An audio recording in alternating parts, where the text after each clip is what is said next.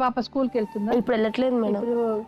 ఇంకా అనుకున్నప్పటి నుంచి ఇంకా ఆయన ఫీజు కట్టట్లేడు, ఆమె వెళ్ళట్లేదు. ఇప్పుడు 5 ఏళ్ళు కదా అమ్మాయికి. అవును మేడం. కాదు, ఇలాగ ఉండేటప్పుడు మీరు వెళ్ళి ఆవిడని అడిగారా ఎందుకమ్మా ఇలాగ మా లైఫ్ ని చెడ? లేదు మేడం, మొన్న ఒకసారి అన్న మేడం నువ్వు ఇట్లనే చేస్తుండే, వెళ్ళి ఆమెను నేను ఇద్దరిని కలిపి కేసు పెడతా అని చెప్పి మళ్ళీ అంటే ఆ మాటకి చాలా గెలిజిగా తిడుతున్నాడు మేడం. వాళ్ళు వాళ్ళందరూ నిన్ను ఏం చేస్తారో చూసుకో అని చెప్పి ఇట్లా తిడుతున్నాడు. ఆవిడకి పెళ్ళి అయిపోయిందా?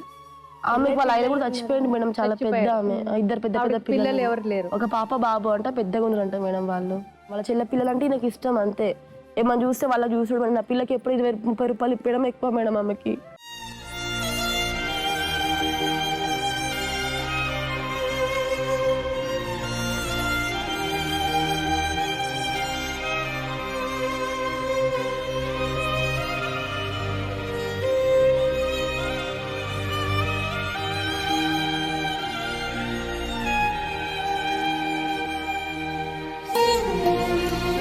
కదా పెళ్లి చేసుకున్నారు.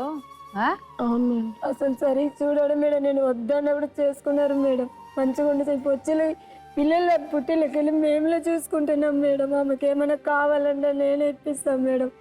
అసలు వాళ్ళు చూడరు మేడం. నాకు ఇంకొక అమ్మాయి పెళ్లికి ఉంది మేడం, నేను ఏడుకెళ్ళి చూడాలి. మా ఆయనకి యాక్సిడెంట్ అయిన ఊర్లో ఉన్నాడు మేడం నిజామాబాద్లో. నేను ఒక్కదాన్ని పని చేసి నేను 3 పిల్లల్ని చూడాలి, వీళ్ళిద్దరు పిల్లలు ఈ మందరిని నేను చూసుకోవాలి మేడం. 6గురిని చూడాలి. మీ ఆయన పేరేంటి? గిరి మేడం. గిరిని పిలుద్దా? గిరి దగ్గర కనుక్కుందాం మనం. ఏంటి సరేనా? సరే. గిరి రండి.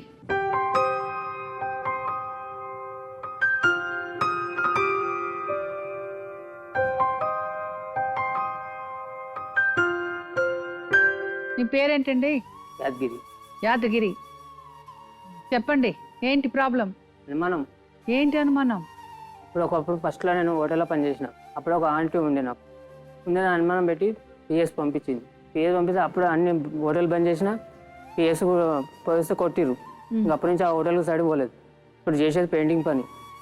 కొంచెం సాయంత్రం కూడా లేట్ అయితే దాని దగ్గరకు పోతున్నాం అని ఇలా అనుమానించి కూడా వస్తుంది.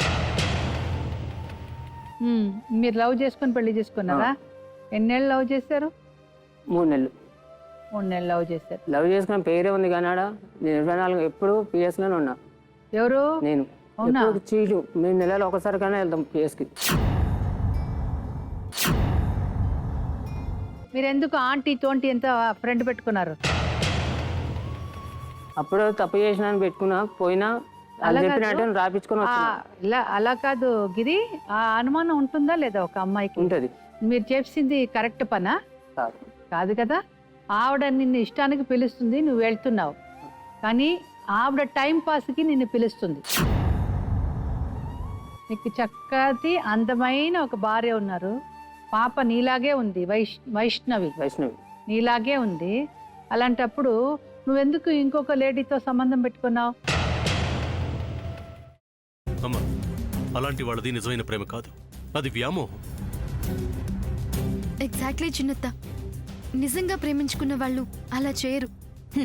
ఎంత మనసు విరిగిపోతే కన్న కూతుర్ని పట్టుకొని మా దృష్టిలో చచ్చిపోయా ఉంటుందా తల్లి? అది సరే అమ్మా, తన కూతురుతో తన మాట అనేటప్పుడు ఆమె మాటల్లో వ్యథ, కళ్ళల్లో బాధ గమనించావమ్మా? పెద్దబాబుకు బర్త్డే విషెస్ చెప్పు కూడా వెళ్ళాం కదా. ఊరికే ఎలా కాలిపోతుంది? మంట పెడితేనో పడితేనో తగలబడుతుంది.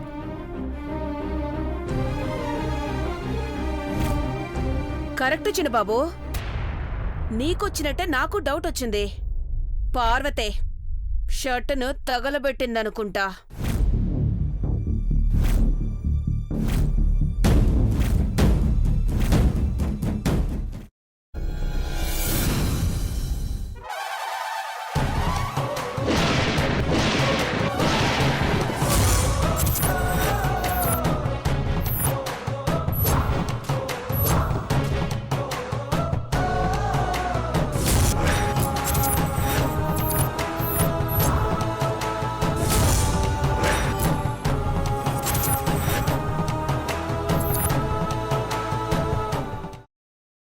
తర్వాత పొట్టు తీసేసి చాప్ చేసి పక్కన పెట్టుకోవాలి.